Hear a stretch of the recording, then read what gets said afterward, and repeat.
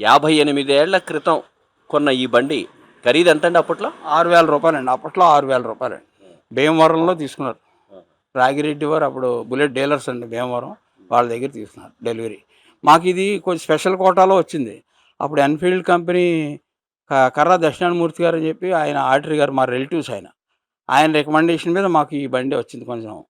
అందుచేత దాన్ని సెంటిమెంట్‌గా అలా ఉంచి అప్పటి నుంచి కూడా మా నాన్నగారు చిన్న చిన్న యాక్సిడెంట్లు అయ్యాయి. అది పెద్ద ఏమి దీనివలన ఎవరికీ ఏ రకం బ్యాడ్ జరగలేదు.